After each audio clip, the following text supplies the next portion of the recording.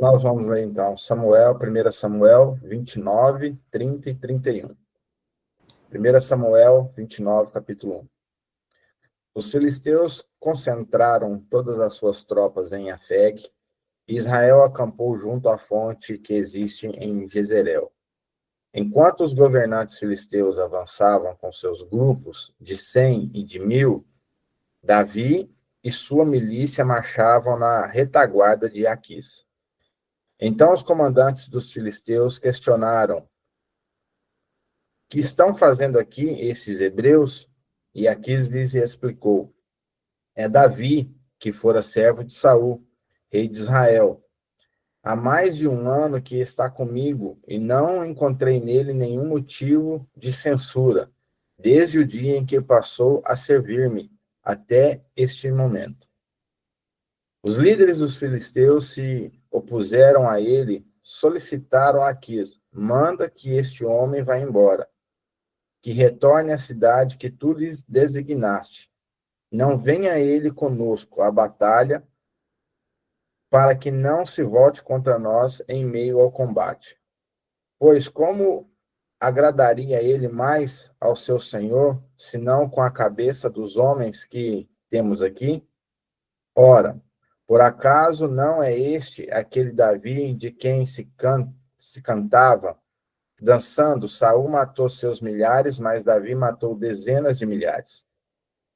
Diante disso, Aquis mandou chamar Davi e lhe declarou: tão certo como vive Yahvé, tu és leal e eu gostaria, tu gostaria que entrasse e saísse comigo no acampamento.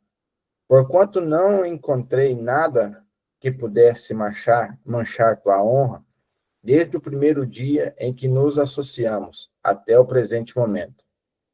Mas não é bem visto pelos príncipes e comandantes do meu povo. Por este motivo, peço que volte para a tua cidade, em paz, a fim de que não desagrades aos príncipes e chefes dos filisteus. Então Davi indagou a Aquis: que te fiz eu de censurável desde o dia em que entrei ao teu serviço até agora, que justifique a impossibilidade de eu combater ao lado do meu senhor e rei contra os meus inimigos. Respondeu Aquis a Davi: é verdade que tu tens sido leal e benéfico como um anjo de Deus. Só que os líderes filisteus rogaram terminantemente: não é possível que ele vá à guerra conosco. Parte, por favor, amanhã cedo, ao raiar do dia, com aqueles servos do teu senhor que vieram contigo. Ide para a cidade que vos designei. Não guardes no teu coração, contudo, nenhum ressentimento, porquanto tens me feito muito bem. Sendo assim, Davi e todos os seus soldados colocaram-se em pé logo de madrugada e partiram a raiar do dia, a caminho da cidade que os filisteus lhe haviam designado. Aquis e seu exército subiram rumo a Jezreel. 1 Samuel 30. Quando Davi e seus homens chegaram a Ziglag, no terceiro dia, os amalequitas haviam atacado Neguebe, devastando e incendiando a cidade de Ziglag. Tomaram como cativas todas as pessoas que lá estavam, mulheres e homens, adultos, jovens e os idosos. A ninguém mataram, mas os levaram consigo, quando decidiram seguir o seu caminho. Logo que Davi e os seus homens chegaram à cidade, observaram que ela fora totalmente queimada e que as suas mulheres, os seus filhos e filhas tinham sido tudo sequestrados. Então Davi e todos os que estavam com ele prorromperam e exclamaram de horror, brados de dor e pranto, e choraram até se esgotarem as lágrimas. As duas mulheres de Davi, da mesma forma, haviam sido levadas presas Ainoã, da cidade de Jezreel, e Abigail, de Carmelo. Aqui foi triste e angustiado. Seus próprios seguidores estavam tão amargurados com o sequestro de seus filhos e filhas e falaram em apedrejá-lo. Davi, entretanto, encontrou ânimo em Yahvé e o Senhor seu Deus. Então declarou Davi ao sacerdote Abiatar, filho de Aimeleque: rogo-te, traga-me depressa o efode, colete sacerdotal. E Abiatar o trouxe a Davi. E ele perguntou ao Senhor: perseguirei a este bando de invasores? Alcançá-lo-ei?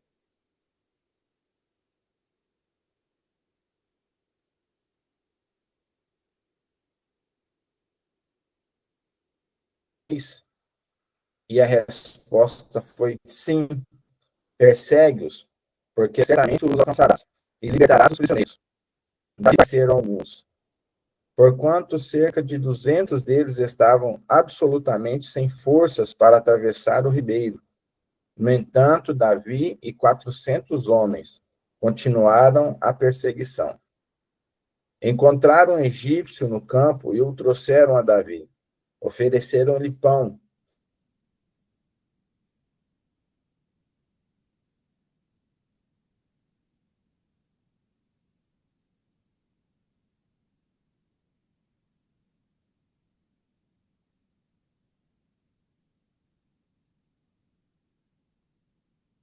Que ele comeu, e noites não havia provado qualquer alimento, nem bebida e água. Davi lhe indagou: a quem pertences e de onde és? Ele respondeu: sou um jovem egípcio, servo de um amalequita. Meu senhor me abandonou quando adoeci há 3 dias. Nós invadimos a terra dos Queretitas, na região sul de Judá, e o território das famílias de Caleb, e incendiamos toda a cidade de Ziglag. Davi então lhe pediu: poderias guiar-nos até este bando de assaltantes? Ele replicou: jura-me na presença de Deus que não me matarás, nem me entregarás às mãos do meu senhor, e te conduzirei até eles. Então os levou até onde se achavam, e eis que estavam espalhados por toda a região, comendo, bebendo e festejando os despojos que havia carregado da terra dos filisteus e da terra de Judá. Davi os atacou de surpresa e os massacrou, Deus de alvorada até a tarde do dia seguinte. Ninguém escapou, exceto 400 rapazes que fugiram montados em camelos. Assim Davi recuperou tudo quanto os amalequitas haviam tomado. Também libertou as suas 2 esposas. De modo que nada lhe faltou, Davi levou de volta todos os filhos e todas as filhas de seus soldados, e todos os objetos, fossem grandes ou pequenos, roubados pelos amalequitas. Davi ainda lhe tomou todos os seus próprios rebanhos, manadas, e toda a tropa os conduzia diante do outro gado. E exclamavam: este é o despojo de Davi. Então Davi foi ao encontro dos 200 homens que estavam exaustos demais para segui-lo. Tiveram que permanecer junto ao ribeiro de Besor. Eles saíram para aclamar Davi e aos soldados que estavam com ele. Ao se aproximar com sua tropa, Davi os saudou. Mas alguns homens avarentos e de mau caráter que tinham ido com Davi protestaram: visto que eles não vieram conosco, é justo que nada dos despojos que conquistamos lhe deve ser entregue, exceto a cada sua mulher e seus filhos, que os recebam e se vão. No entanto, ordenou Davi: de modo algum, irmãos meus, não agirei assim com os que deu Yahvé, o Senhor. nos protegeu e entregou em nossas mãos todos os assaltantes que vieram contra nós. Quem com sensatez concordaria com o que estais desejando? Afinal, como diz, a parte do que desceu à guerra e a parte do que ficou zelando pelas bagagens, faça-se, portanto, a divisão equitativamente. Davi fez desde princípio um decreto e uma ordenança específica para Israel, desde aquele dia até hoje. Quando Davi chegou a Ziglag, enviou parte dos despojos de guerra como presente do anciãos de Judá, seus amigos segundo as suas cidades, com esta mensagem: aqui vai um presente para vós, do que foi tomado dos inimigos de Yahvé. Ao de Betel, ao de Rabote do sul, e aos de Jatir, aos de Aroer, e aos de Zifimote, e aos de Estamoá, aos de Racal, aos das cidades de Jeramelititas, e aos da cidade dos queneus, e aos de Amor, aos de Corozã, e aos de Atassi, e aos de Hebron, e aos de todos os lugares que Davi e os que seguiam costumavam pousar. 1 Samuel 31.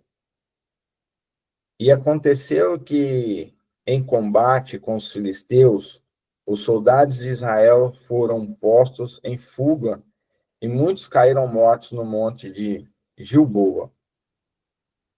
Os filisteus pelejaram contra Saul e sua família e mataram Jonatas, Abinadab e Malquizua, filho de Saul.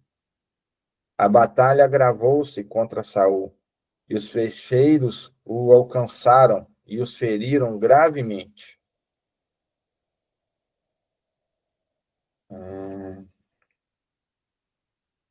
Então Saul ordenou aos seus escudeiros: desembainha a tua espada e transpassa-me, para que não venha estes incircuncisos, e antes de me matar, me humilhem ainda mais.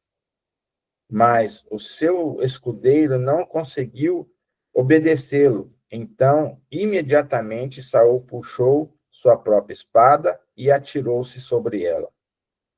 Assim que o escudeiro constatou que Saul estava morto, lançou-se de igual modo sobre a sua espada e também suicidou-se ao lado de seu rei.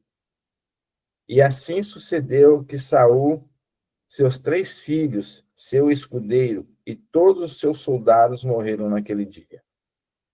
Quando os israelitas que estavam no outro lado do vale, além do Jordão, viram que os homens de Israel haviam fugido e que Saul e seus filhos estavam mortos, abandonaram suas cidades e fugiram. E os filisteus vieram e estabeleceram suas moradias nelas. No dia seguinte, quando vieram para despojar os que haviam morrido, os filisteus acharam os corpos de Saul e dos seus 3 filhos, estirados no monte Gilboa. Então cortaram a cabeça de Saul e o despojaram das suas armas, e enviaram mensageiros por toda a terra dos filisteus, a fim de proclamarem a notícia nos templos de seus ídolos e entre o seu povo. Expuseram as armas de Saul no templo de Astarote,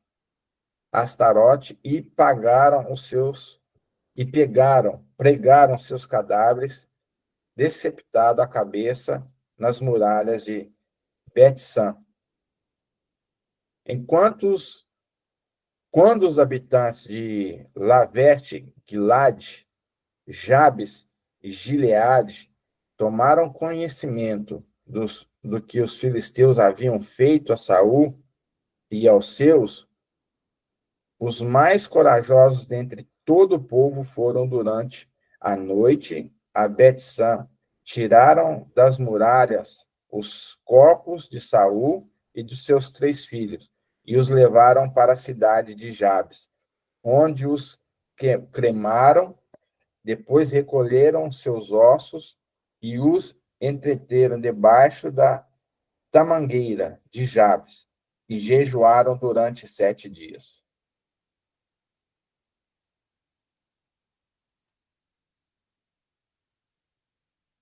Provérbios 1 ao 14, né? Provérbios 29.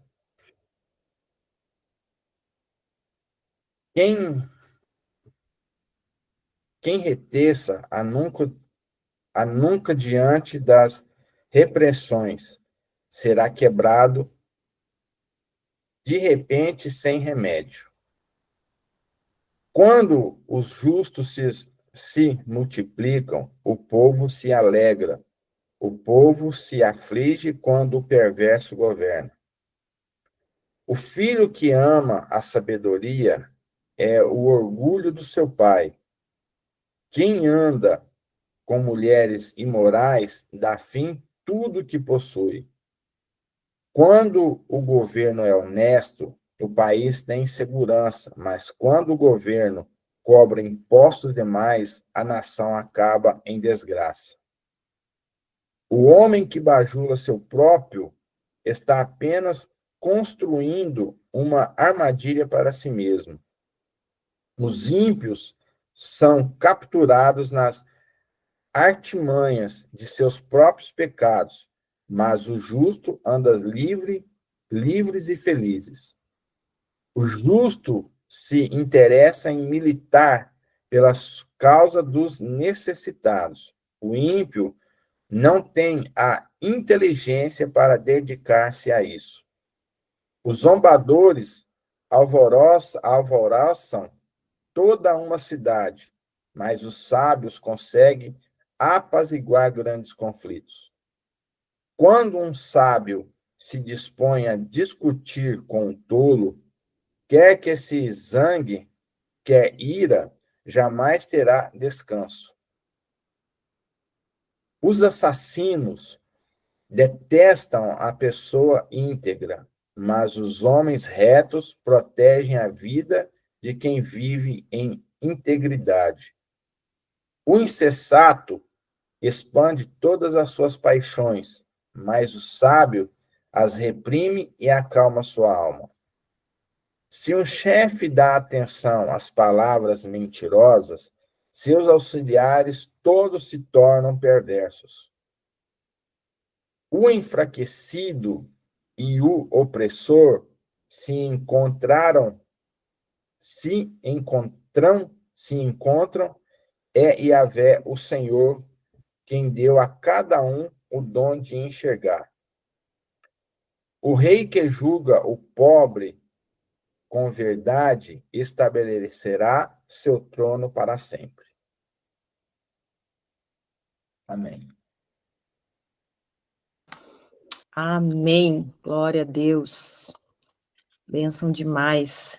Queridos, em 1 Samuel aqui nós temos um trecho da vida de Davi que foi até mais angustiante, bem mais angustiante do que toda a perseguição que ele sofria ali com Saul. A gente vê no capítulo 30 que Davi, ele estava refugiado entre os filisteus em Ziclag, fugindo da perseguição de Saul, né? Enquanto Davi e os seus homens estavam ausentes, eles estavam acompanhando o exército filisteu, os amalequitas vieram e atacaram a cidade. Levaram as mulheres, né, as crianças, e inclusive a esposa de Davi, né, as duas esposas, Aionã e Abigail. E aí, quando eles retornam ali, e eles chegam e encontram as suas famílias desaparecidas, a cidade toda em cinzas.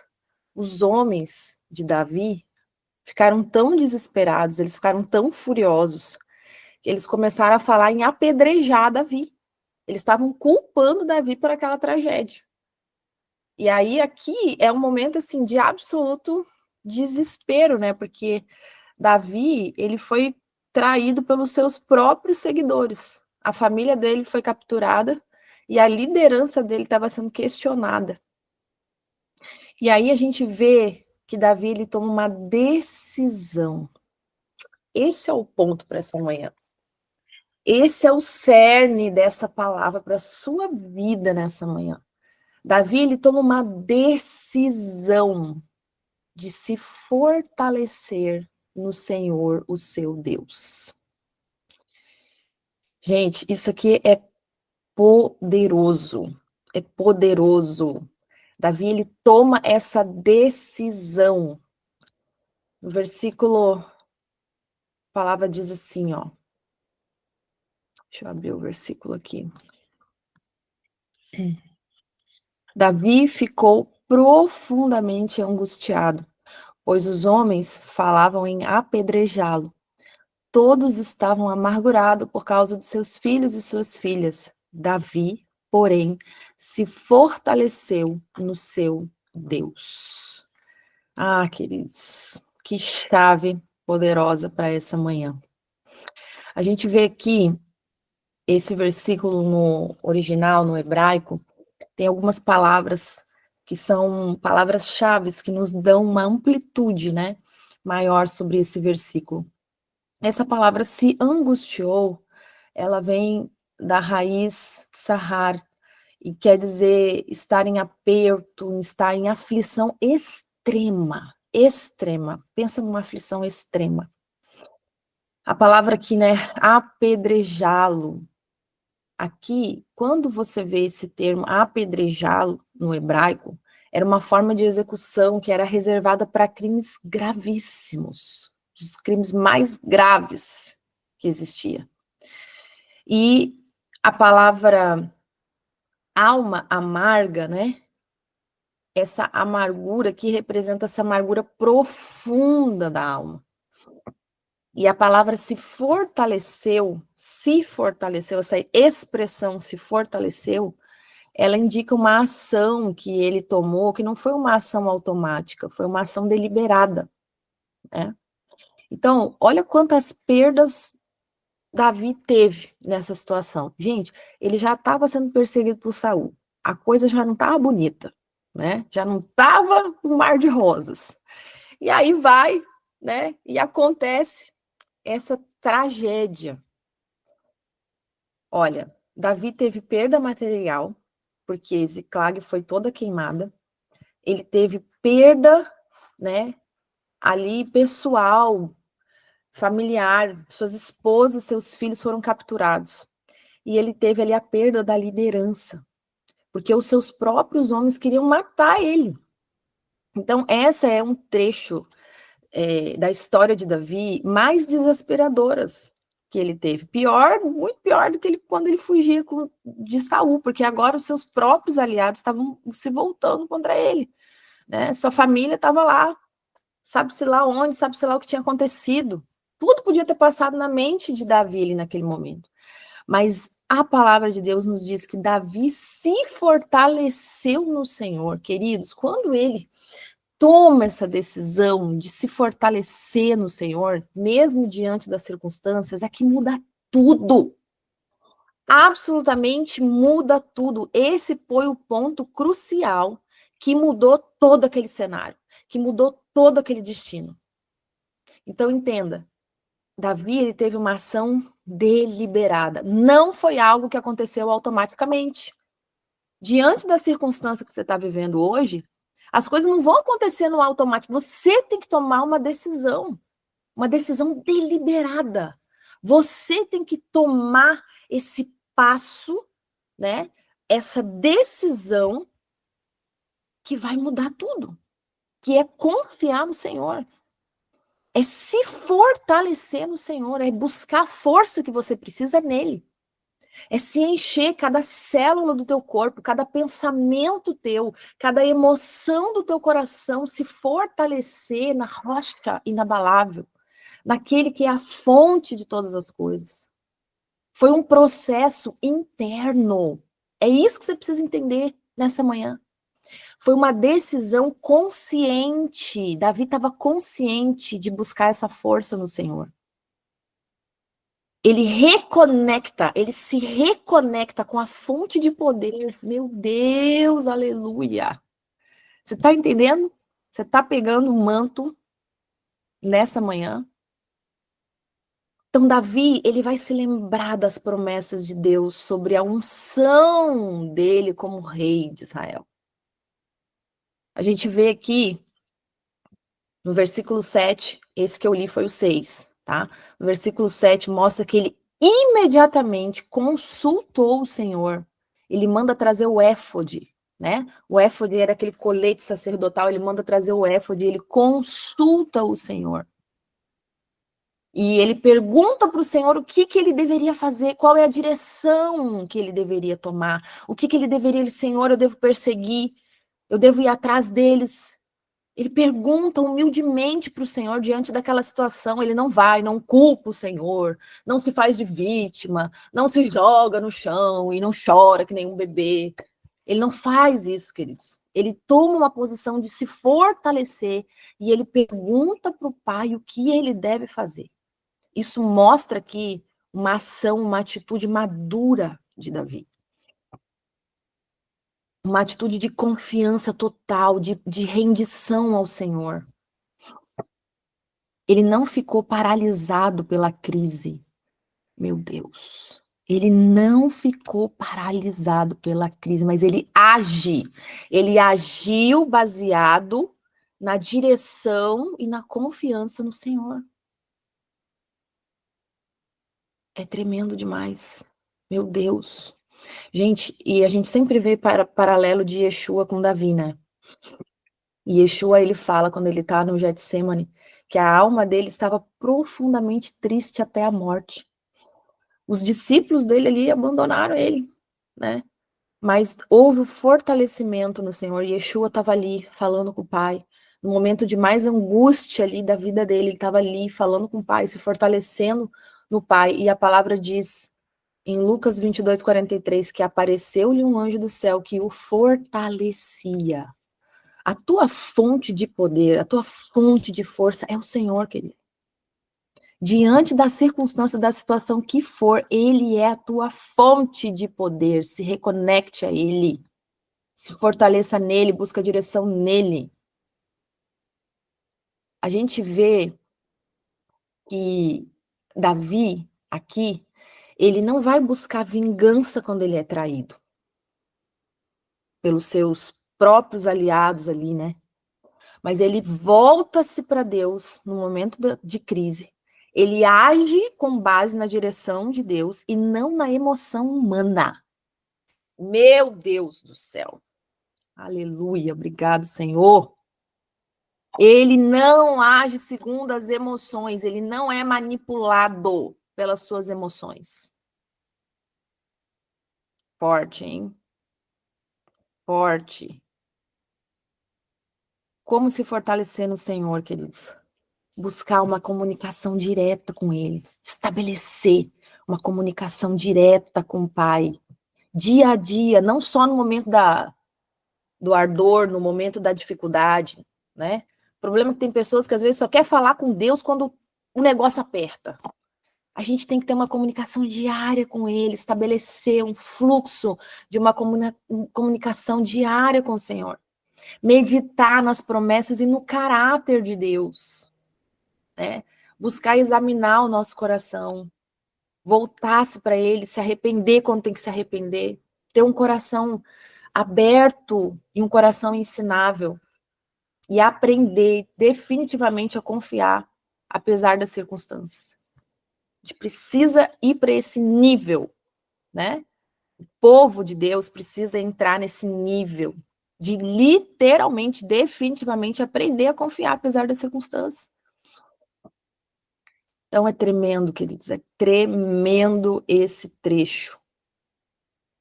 palavra do Senhor nos diz em Isaías 40:31, os que esperam no Senhor renovam as suas forças. Aleluia.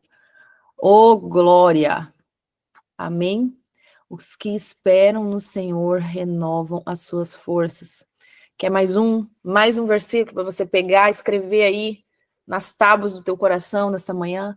Entrega o teu caminho ao Senhor, confia nele, e ele o fará. E o mais ele o fará. Salmos 37:5. Aleluia. Mais um versículo, mais um para você. Que a palavra do Senhor é fonte inesgotável de vida, de alegria, de força. Recebe esse versículo aí, ó. Força e alegria estão no seu lugar. Acesse esse lugar, porque você será cheio dessa força, dessa alegria. 1 Crônicas 16:27. Amém? Que nós possamos nessa manhã aprender com Davi aqui, nos fortalecer no Senhor, o nosso Deus, em toda situação, sabendo que Ele é a rocha da nossa salvação. Qual foi o resultado, gente, desse trecho da história de Davi? Davi chegou lá, simplesmente recuperou tudo, mas não ficou nenhuma unha para trás. Foi atrás, chegou lá, né? Avançou numa vitória completa. Ele consulta o Senhor, ele recebe a direção clara, ele age com confiança baseada naquela palavra que o Senhor falou com ele, e ele avança em vitória total e recupera tudo que havia perdido. Amém? É assim que é, queridos. Esse é o princípio estabelecido no reino, é assim que é. Deus te abençoe em nome de Yeshua HaMashiach.